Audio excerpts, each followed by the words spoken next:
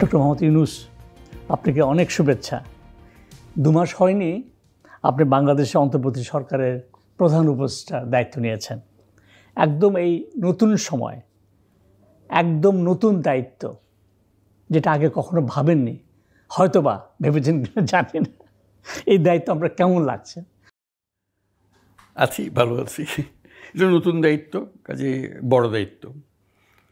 এই দায়িত্ব সামাল দেওয়ার চেষ্টা করছি কিভাবে, তার তো প্রস্তুতি। হঠাৎ করে যে একটা দায়িত্ব আসলো, সেটা বহন করার মতো যোগ্যতা অর্জন করা এবং সেটাকে কার্যে পরিণত করা, এটা নিয়ে সচেষ্ট আছি যাতে দায়িত্বটা সঠিকভাবে পালন করতে পারি।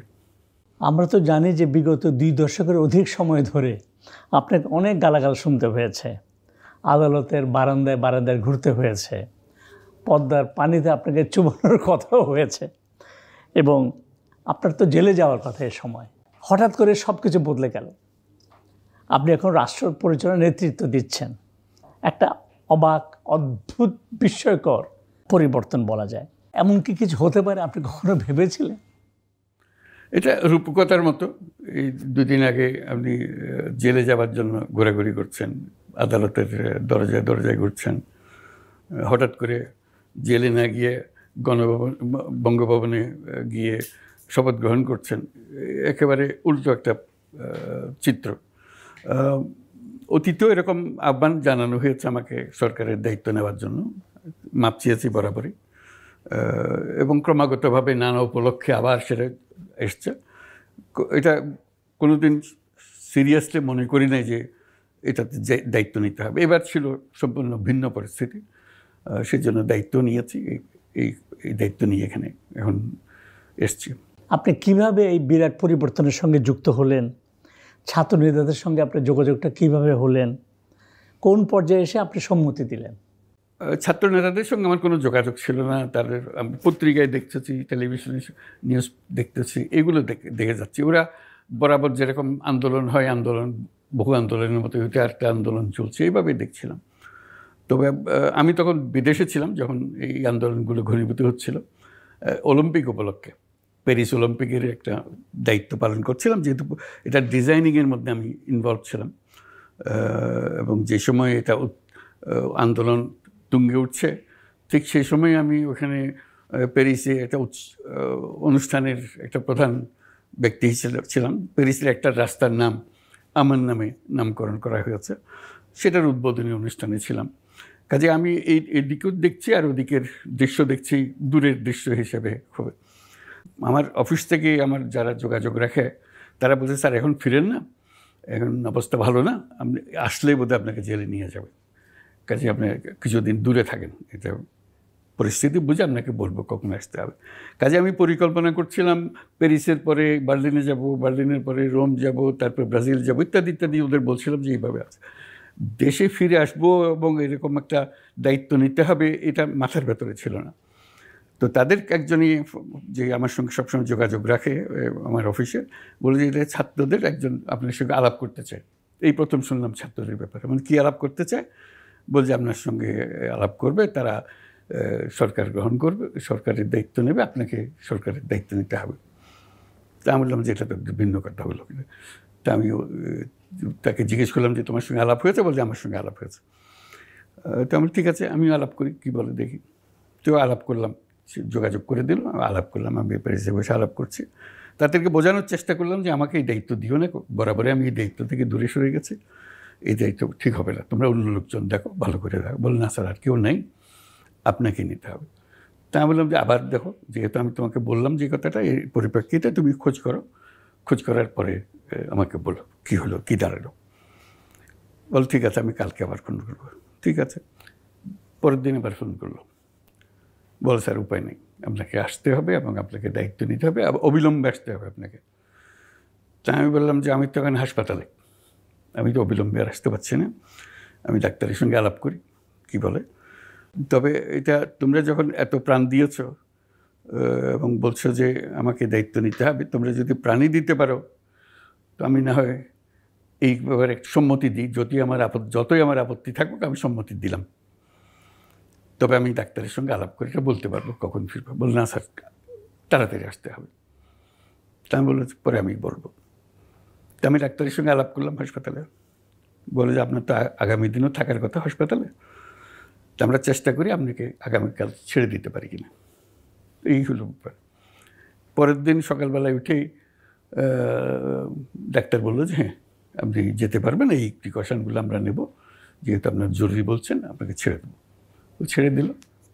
এই যে সিদ্ধান্ত আপনি নিলেন, এর মধ্যে ছাত্র নেতাদের ছাড়া এর বাইরে কারোর সাথে কি আপনার কোনো পরামর্শ আর কি যে আছে তাও তো আমি জানি না, আমার কিছুই জানা ছিল না। আর এই ছাত্র নেতাদের সঙ্গে কোনো রকম যোগাযোগ ছিল না, কোনো রকম কিছু আপনি জানতে পারেননি? তারা কারা এখানে এসে ঢাকায় এসে তাদের চেহারা দেখতেছি, তাদের সঙ্গে কথা বলতেছি, এয়ারপোর্টে তারা ছিল, তখন তাদের সঙ্গে আপনি দেশের একটা সংকটময় পরিস্থিতিতে দায়িত্ব নিয়েছিলেন 2 মাস আগে। সময়টা ছিল অনেক ঘটনাবহুল।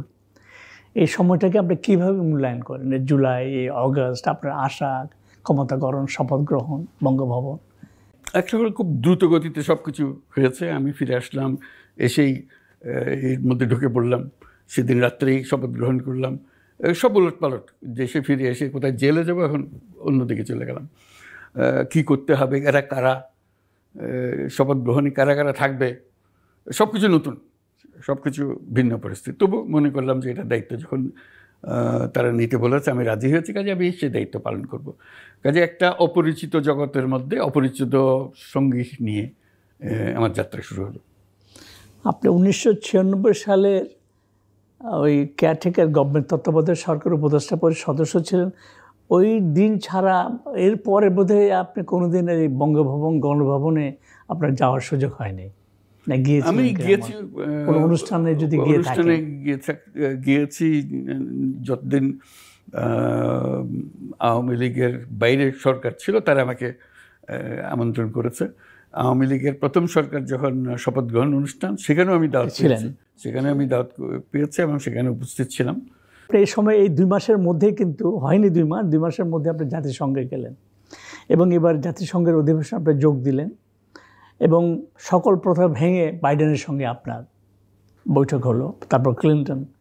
এর বাইরে তো আরও অনেক রাষ্ট্রনেতা এবং বিশেষ করে আন্তর্জাতিক সংগঠনগুলো, European union, world bank, IMF, তারা আপনাদের সঙ্গে বৈঠক হলো, কথা বলে। এবং আমরা যেটা দেখলাম, এত উৎসাহ উদ্দীপনা বাংলাদেশের পরিবর্তন নিয়ে এবং তার মধ্যে আপনাকে কেন্দ্র করে, এটাও একটা বড় কার্যকরভাবে দেখা গেছে যে আপনার উপস্থিতি, আপনার পরিচিতি এক্ষেত্রে খুব বড়োভাবে কাজে লেগেছে এবং এতে আমরা অনেক বাংলাদেশ উপকৃত হয়েছে।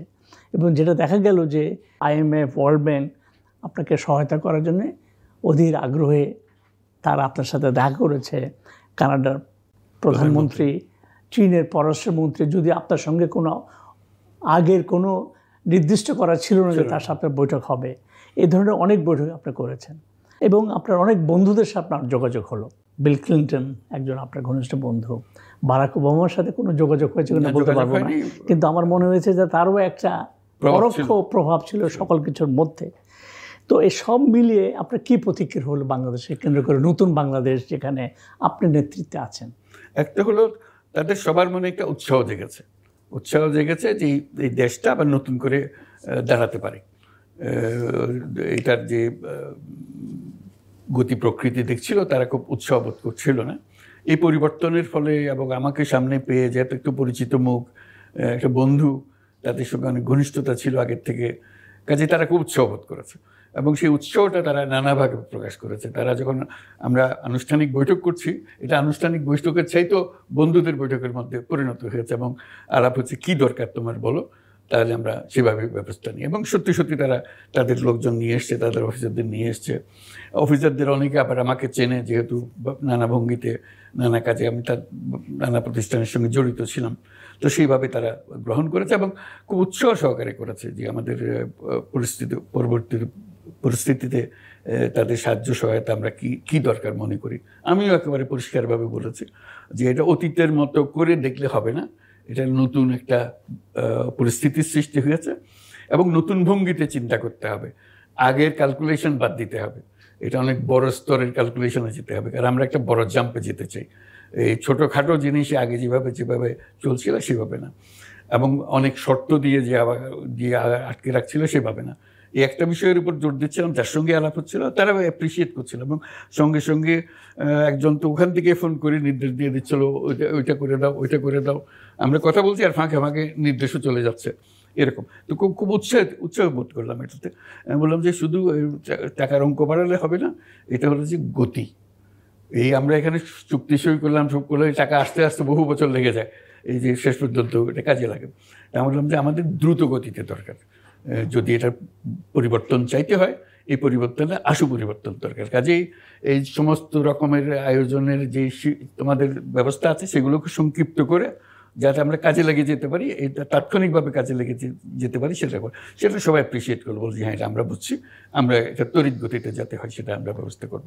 তারা তড়িৎ গতি করলো, কিন্তু আপনাকেও তো আমাদের সবাইকে নিয়ে জিনিসটা দ্রুত যেন হয় সেদিকে আপনাকে দেখতে হবে। সেই জন্য আমাদেরকে যে প্রস্তুতি, প্রশাসনিক এবং অন্যান্য ক্ষেত্রে যে কাজগুলি আপনি নিয়েছেন, সংস্কার, সেগুলি খুব জরুরি। অবশ্যই সেগুলো করতে হবে, কারণ আমাদের জোর ছিল সংস্কার। যে সংস্কার যদি করতে হয় তাহলে আমাদেরকে দ্রুতগতিতে অগ্রসর হতে হবে, ধীরে সুস্থে সংস্কার করার সুযোগ আমাদের নাই। তো কাজেই সেই সংস্কারগুলো আমাদের এখন থেকে শুরু করতে হবে। যেটিগুলো একটা বিধ্বস্ত একটা কাঠামোর উপরে আমরা শুরু করেছি।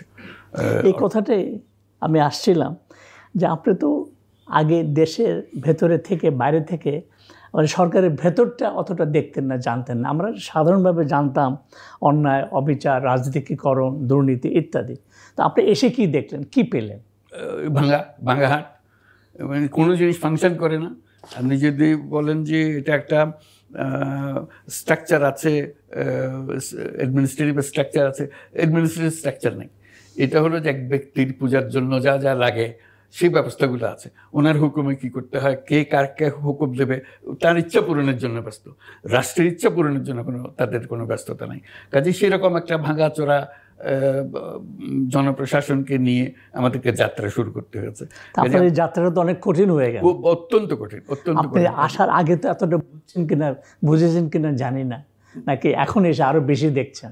ভেতরে ঢুকে পরিষ্কারভাবে দেখা যায়, আগে আবছা আবছা বুঝছি যে এরকম একটা কিছু হবে, কিন্তু এত যে ভাঙা জিনিস এটা বোঝা মুশকিল। কে কাকে নির্দেশ, কি উদ্দেশ্যে দিয়েছিল, কি করেছিল, এবং টাকাটা কিভাবে খরচ হয়েছিল, কি চুক্তিটা কেন হয়েছিল, নানা রকমের বিষয়। কাজে এই টাকার বন্টন কিভাবে হয়েছিল, সব কিছু উদ্দেশ্য হলো যে যেখানে পারো নিয়ে নাও, এই হলো সুযোগ, এইভাবে চলেছে। কাজে সেই পরিস্থিতি থেকে একটা নিয়ম শৃঙ্খলার মধ্যে আসা, আমাদের তার কোনো রাস্তা নেই নিয়ম শৃঙ্খলা ছাড়া।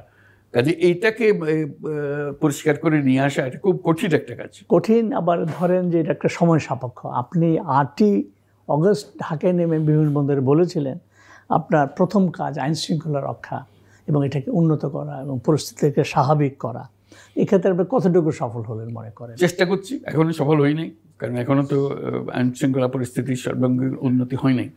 কাজে নানা রকমের ব্যাখ্যা আছে, ব্যাখ্যার মধ্যে যাচ্ছি না, কিন্তু এটা উন্নতি হয় নাই। কিঞ্চিত উন্নতি হয়েছে হয়তো, কিন্তু যেই লেভেলে আসার কথা সেই লেভেলে এখনো আসে নাই। কাজে আমাদের সার্বিক চেষ্টা হবে ওটাকে আগে স্থির করা।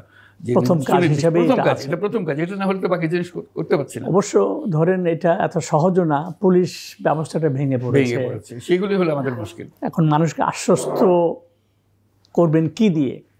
পুলিশ সামনে নাই, ব্যবস্থাপনা, কাজটা কঠিন। কিন্তু আপনি কি সহযোগিতা পাচ্ছেন প্রশাসনের ভেতর থেকে, আইনশৃঙ্খলা রক্ষাকারী বাহিনীর উপর থেকে? তো সব সহযোগিতা আছে বলেন, কিন্তু গুঞ্জন শুনি না, এখানে গোপনে বসে আছে, অমুকে এই করছে, এগুলো শুনি। আমরা এগুলোকে বেশি গুরুত্ব দিচ্ছি না, তাহলে কোনো কাজ করা যাবে না। যেভাবে আছে সেভাবেই আমরা চলছি।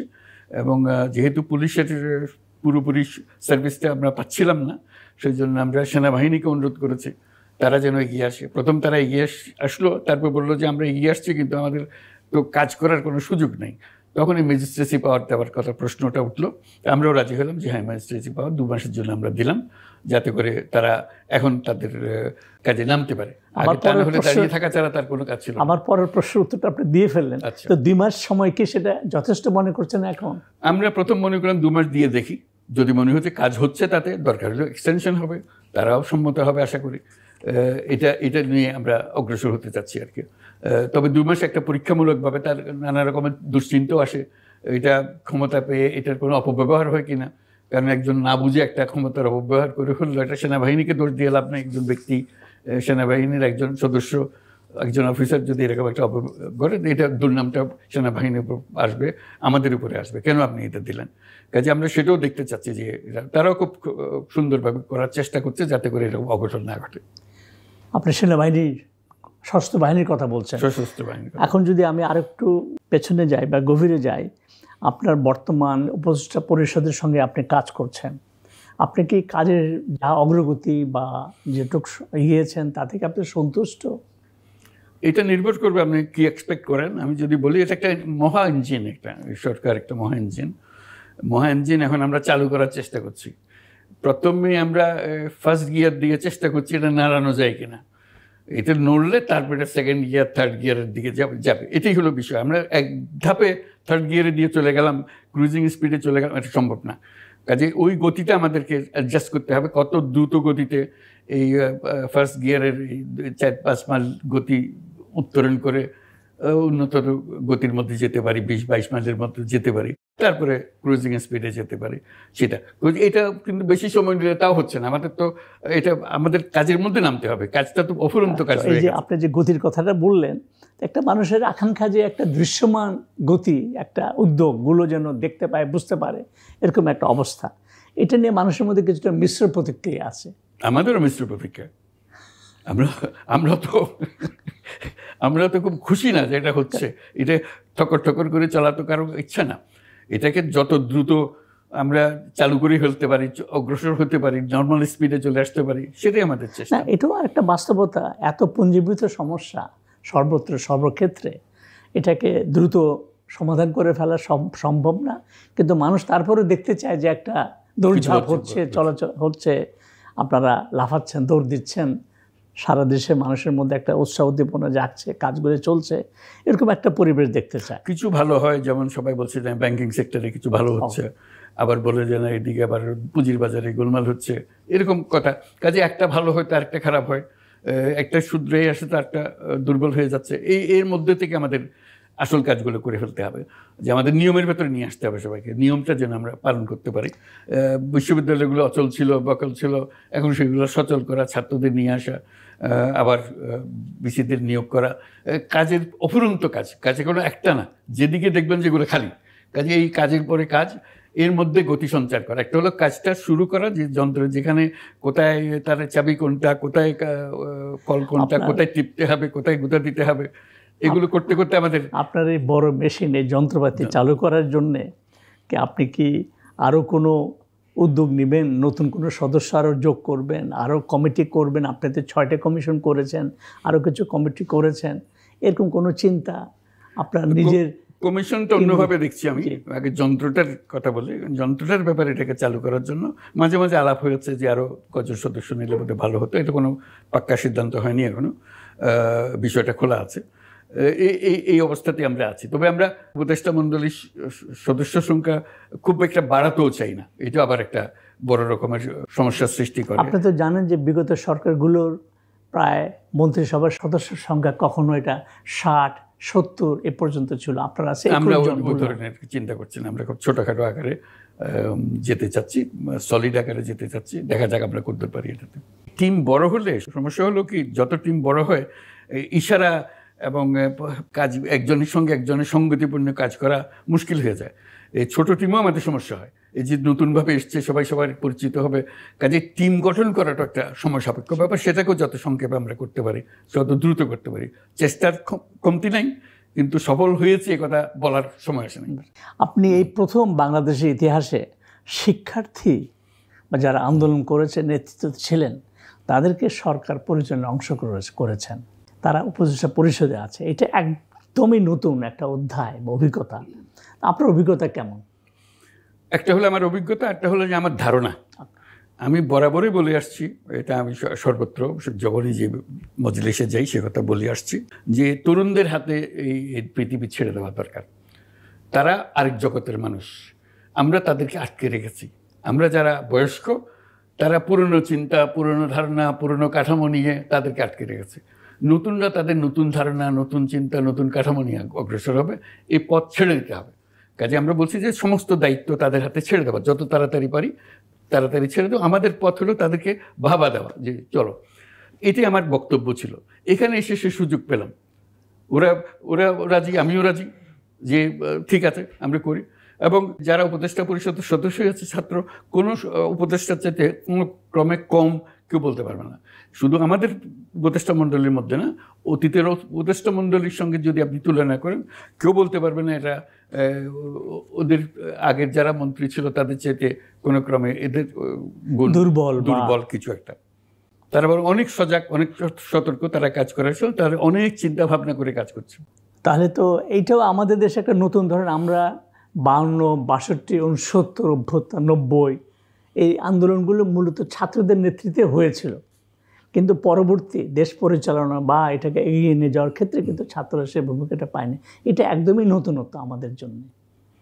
আমাদের নতুন, হয়তো অন্য দেশেও তরুণদের দায়িত্ব দেওয়া হয়েছে, অন্য দেশে তরুণরা প্রধানমন্ত্রী হয়েছে, চিলির প্রেসিডেন্ট একেবারে টাটকা নতুন বাচ্চা হয়েছে। কাজে কোনো দিকে এটা যে কম করছে তা তো না, সে তো একদম পুরো প্রসেসের ভেতর দিয়ে নির্বাচিত হয়ে রাষ্ট্রপতি নির্বাচিত হয়েছে। এবং প্রধানমন্ত্রী একেবারে টাটকা ইয়াং, 35 বছর 36 বছরের প্রধানমন্ত্রী, এটা তো অজানার বিষয় না।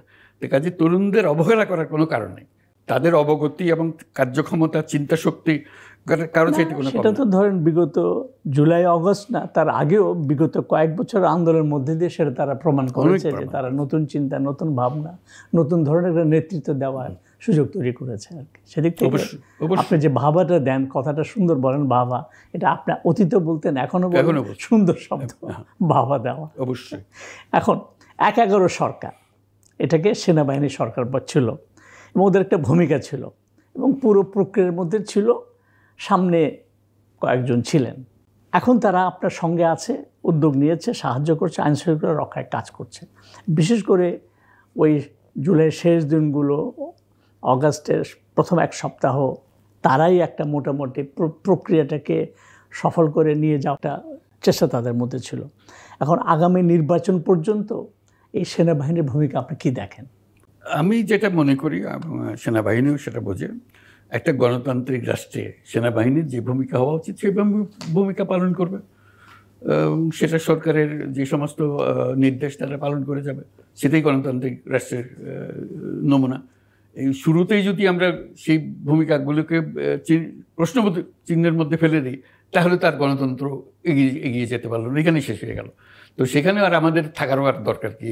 যেখানে গণতন্ত্র নেই সেখানে আর আমাদের কোনো ভূমিকাও নেই, অন্তত আমার কোনো ভূমিকা। হ্যাঁ, একদম। এবার কিন্তু আমরা 11 হচ্ছে অন্যরকম দেখি, সেনাবাহিনীর সামনে আসছে না, বা এটা হয়তো আপনাদের প্রতি তাদের বিশ্বাস, আস্থা, এটাও একটা বড় কারণ। এই অবস্থাটা আমরা দেখতে চাইব, এটাই হয়তো কাম্য। আমি সে কথা বললাম যে গণতান্ত্রিক রাষ্ট্রে সেনাবাহিনীর যে ভূমিকা হওয়া উচিত সেই ভূমিকায় তারা পালন করছে এবং করে যাবে। এবং সেখানে আপনি তাদের সকল সহযোগিতা আপনি পাচ্ছেন। আমার এই পর্যন্ত তো কোনো কমপ্লেন করার কোনো সুযোগ হয়নি, বরং আমি ভাবা দিয়ে এসেছি। যে কোনো সুযোগ আমরা তার ভাবা দিয়েছে এই জন্য এই যে পরিবর্তনটা হলো, সেনাবাহিনী যদি এগিয়ে না আসতো, এটা তো রক্তারক্তি কাণ্ড হয়ে যেতে পারতো। কাজে তারা এগিয়ে এসছে, ঠান্ডা মাথায় তারা এটা কাজটা করেছে এবং ছাত্রদেরকে সামনে রেখে বলে না যে তোমরা সরো, এবার আমরা নিয়ে নিলাম, ওরকম তো বলে নাই তারা। তো কাজে তাদেরকে আমরা অনেক রক্তারক্তির মধ্যে দিয়ে তারা এসছে, অনেক রক্তারক্তির পরে এসে তারা এটাকে সামাল দিয়েছে, প্রক্রিয়াটাকে অগ্রসর করে নিয়ে যাওয়া। আরো রক্তারক্তি হতে পারতো যদি সেটা তারা না করতো, সেই সময়ে যদি এগিয়ে এসে তারা না নিত, ভয়ঙ্কর জিনিস হতে পারতো। বিশেষ করে আপনার মনে আছে কিনা, দেখেছেন পরে 23 আগস্টে তাদের যে একটা সভা হয়েছিল দরবার হল, সেখানে যে প্রকাশ্য তাদের যে আলোচনা যে তারা জনগণের বিরুদ্ধে কোনো গুলি ছুড়বে না, এটা একটা তখন প্রতিক্রিয়া তৈরি করেছিল। সেদিক থেকে আপনার এই ভাবাটা ঠিক আছে। আচ্ছা, আরেকটা এর মধ্যেই আমরা দেখি যে কিছু কিছু সিদ্ধান্ত আপনাদের পরিবর্তন করতে হয়, সরকার পরিচালনাটা হতে পারে, হওয়া উচিত, কমিটি গঠন, কমিটি পুনর্গঠন, কোনো সিদ্ধান্ত, এতে কিছু প্রতিক্রিয়া আছে মানুষের মধ্যে, এতে করে সরকারের দুর্বলতার প্রকাশ পায় কিনা এটাও আলোচিত হয়। আবার কখনো কখনো মনে হয় সমন্বয়হীনতা, এরকম কি কিছু আপনি দেখেন সমস্যা? যদি আপনি আগে এই কথাগুলি বলে ফেলছেন, তারপরে 2-1 লাইন যদি বলার থাকে এখানে। আমি এভাবে বলবো যে এক একজন এক একভাবে দেখতে পারে। আমি বলবো যে এটা সরকারের একটা স্ট্রং পয়েন্টস, আমরা ভুল করলে শুধরাই দিই। আমরা গোয়ার্তমি করে ধরে রাখলাম যে আমি সরকার বলে ফেলেছি, এটা আর বললে যা হয় হবে, এরকম তো আমরা করছি না। আমরা পরবর্তীতে দেখলাম এটা এভাবে না করে এভাবে করলে ভালো, তো এভাবে করে দিয়েছি। তো কাজে আমি এটা সবলতা মনে করি যে আমাদের পুনশ্চিন্তা করার শক্তি আছে। আমরা সরকার বলে একবার হুকুম দিলাম তো হুকুম, এটার উদ্র করা যাবে না, কাউকে এটা সবাইকে মেনে চলতে হবে, এইরকম গোয়ার্তমি আমরা করতে চাই না। বা ভুল মনে করলে সংশোধন করছি, ভুল মনে করলে সবার সামনে আরো ভালো হবার চেষ্টা করছি, ভুল সংশোধন করছি, যেখানে যেটা অ্যাপ্রোপ্রিয়েট মনে করছি সেটা করছি, যে প্রথম সিদ্ধান্তটা আরো ভালো হতো যদি এইভাবে করি, এভাবে করে দিচ্ছি। কাজে আমরা মনে করি যে এটা আমাদের শক্তি। অর্থাৎ এগুলি নিয়ে আপনার কোনো দ্বন্দ্ব সংঘাত নাই, আমাদের কোনো দাপাদাপি নাই। সংঘাত নেই। মানে এটা আপনার চিন্তা ভাবনা, আপনার কাজের ধারার সঙ্গে এটা যায়। অবশ্যই এভাবে আমরা করে এসেছি, কাজে সেভাবেই করি। আমরা ওই যে বললাম যে গোয়ার্তমিটা আমরা ছেড়ে দিতে চাচ্ছি। সরকারের একটা গোয়ার্তমি থাকে যে সরকার বলেছে এটা অনড়, এটা করতেই হবে, এটার জন্য অনেকের প্রাণ দিতে হচ্ছে, অনেকের নানা সুযোগ সুবিধা থেকে বঞ্চিত হচ্ছে। আমরা বলছি যে না, আমরা যদি মনে করি যে এই প্রথম সিদ্ধান্তের চেয়ে আরও ভালো সিদ্ধান্ত আছে আমাদের কাছে, আমরা ভালো সিদ্ধান্তে যাবো। এই প্রথম সিদ্ধান্ত আঁকড়ে থাকবো কেন? একটা বড় পরিবর্তন হয়ে গেল। আমরা জানি যে 90-তে এরশাদের পতন হয়েছিল, কয়েকটা ভালো নির্বাচন হয়েছিল, 2007-এ একটা তত্ত্বাবধায়ক সরকার হয়েছিল, তারপরেও তেমন কোনো পরিবর্তন হয়নি, বরং আমরা খারাপ দেখলাম, একটা চরম স্বৈরতান্ত্রিক সরকার পেলাম আমরা। তো আমরা তো শিক্ষা নেই না। তো এবার কি আমরা শিক্ষা নেব? আমরা কতটুকু আশাবাদী? আপনি কি মনে করেন? আমি এভাবে দেখি, আমি মনে করি যে এটা একটা মস্ত বড় সুযোগ এসছে আমাদের জাতির জীবনে। এরকম সুযোগ অতীতের যত বর্ণনা দিলেন কোনটাতে আসেনি। এবং ছাত্ররা একটা সুন্দর বাক্য ইউজ করেছে, আমরা সবাই সেটা গ্রহণ করেছে, সংস্কার। অতীতে আমরা সংস্কারের দিকে যাইনি, শুধু এক সরকার থেকে আর সরকারে চলে গেছে। এবার সংস্কারের একটা বিষয় এসছে এবং সেটাকে আমরা সামনে রেখেছি। এইটি হলো মুখ্য বিষয়। এই অন্তর্বর্তীকালীন সরকারের বড় বিষয় হলো সংস্কার। নির্বাচন তো যে কোনো সময় যে কেউ দিতে পারে, আর আছে নিয়ম মাফিক দিলাম, কেউ ভোট চুরি করলাম, কেউ ভোট দখল করলাম, হবে একটা, সেটা না। এবার হলো সংস্কার। সংস্কার মানে হলো অতীতে যা যা ঘটেছে সেগুলো আমরা পুনরাবৃত্তি করতে দেব না। এটার জন্য আমাদের বুদ্ধিতে যত কুলায়, 100% হবে না, কিন্তু কাছাকাছি যত আমরা পারি, আমাদের শক্তিতে যত আছে সারা জাতিকে একত্র করে সেই জিনিসগুলো করবো, গায়ের জোরে না। অন্তর্বর্তী সরকার বসে কিছু করবে না, সবাইকে নিয়ে বলেন আপনারা কি হলে এগুলো হবে না ভবিষ্যতে, সেই জিনিসগুলো আমাদেরকে দেন, আমরা সবাইকে বোঝাই, রাজনৈতিক দলকে বোঝাই, বলেন আপনারা কি কি সংস্কার করতে চান। এই সুযোগ কিন্তু আর পাবেন না। আপনার নির্বাচিত সরকার এসে গেলে এই সুযোগ পাবেন না, এটা সম্ভব হবে না, আইনতই সম্ভব হবে না। আমাদেরকে দিয়ে সেটা করিয়ে নিতে পারেন, যেমন সংবিধান সংশোধন পারবেন না, এটা আমাদেরকে দিয়ে করিয়ে নিতে পারবেন। কাজেই আমাদেরকে উপলক্ষ করে, আমরা করবো না, আপনারাই করবেন, আপনাদের কাজটা আমরা করে দেবো, কিন্তু আপনাদেরকে একমত হবে, আপনাদেরকে একটা সহায়তা করবেন, সহায়কের ভূমিকা পালন করবেন। আমরা সহায়কের ভূমিকা পালন, আমরা একটা খসড়া বানিয়ে দিচ্ছি আপনাদেরকে কাছের সুবিধার জন্য, এটা ছিঁড়ে ফেলে দেন, একটা বানিয়ে দেন, যাতে কাজটা হয়। এটা হবে না, আমরা এইভাবে করেন, সেটা আমাদেরকে দেন, আপনাদেরকে নিয়ে আমরা এই সংশোধনটা করে দিই, সংস্কারটা করে দিই। এই সংস্কারের কাজে আমরা, এই সংস্কারের কাজে আপনার 1, 2, 3 এজেন্ডা কি বা লক্ষ্য কি বা কোনগুলো? প্রথম হলো সংবিধান, মস্ত বড় জিনিস। সংবিধান সংশোধন করতে হবে, জুডিশিয়ারি সংশোধন করতে। আমরা যে 6টা দিলাম, 6টার প্রত্যেকটা খুব গুরুত্বপূর্ণ। আমরা আরও কমিশন নিয়ে আসছি, 2-1 দিনের মধ্যে পেয়ে যাবেন, আর বিষয়গুলো আসছে। সেগুলো আসতে দেখবেন যে অনেকগুলো বিষয় আমরা মতামত দিতে পারি, মনের মধ্যে জমে আছে। এটা এমন না যে কেউ আবিষ্কার করছে, লেখালেখি আপনারা বহু করেছেন। এগুলো শুধু একটা কাগজ সামনে রেখে সবাইকে একমত করা, সব দলকে দিয়ে বসা, যে বলেন আপনি কদ্দূর যেতে চান, আপনাদের উপরে, আপনারা যেভাবে ঠিক করে দেবেন, আমাদের কাজ করলে সেটা ফ্যাসিলিটেট করা। এই সুযোগটা আমাদের কাছে আছে এখন, সব আপনারাই সৃষ্টি করেছেন সুযোগ আমরা সৃষ্টি করি না, আপনারা সুযোগ করে আমাদেরকে সৃষ্টি করেছেন। আপনাদের সৃষ্ট যে উপদেষ্টা পরিষদ, সেটা আপনাদের জন্য করে দেবো আমরা, আপনাদের সেবা করব। আপনি এখন চারপাশে আপনি যা দেখছেন বা দেখেন, এতে কি আপনি আশাবাদী যে আপনারা বা সকলের সহযোগিতা নিয়ে, রাজনৈতিক দলকে নিয়ে, কমিশনের উদ্যোগে কাজটা আপনারা অনেক দূর করে যেতে পারবেন? আমি একদম 100% আশাবাদী, কারণ সবাই সংস্কার চায়। মুখে যে কথাই বলুক, ভেতরে কিন্তু সবাই সংস্কার চায়, কারণ এছাড়া গত্যন্তর নাই। আপনি পার হয়ে যাবেন, আপনার ছেলে মেয়ে আটকে যাবে, আপনার পরবর্তী বংশধর আটকে যাবে। এই গর্তের মধ্যে আবার করতে হবে, যে গর্ত থেকে আমরা বেরিয়ে আসলাম, যে ধ্বংসস্তূপ থেকে আমরা বেরিয়ে আসছি, সেই ধ্বংসস্তূপ আবার সৃষ্টি হবে যদি আপনি এটা সংশোধন করে না দেন। কাজে এই সংশোধন করার দায়িত্ব এখন আপনাদের। আমরা ফেসিলিটেট করে দিচ্ছি, এই কমিশন ইত্যাদি বসিয়ে কাগজগুলো তৈরি করে দিচ্ছি। জাতীয় ঐক্য এই ধরনের কোনো উদ্যোগ নেওয়ার সম্ভাবনা বাস্তবতা কি আছে? বলেন, আপনার পত্রিকা বলেন, শুরু করেন, কথা বলেন। একটা ব্যাপারে একমত যে আমরা এটা চাই না, পুরানো অতীত শেষ।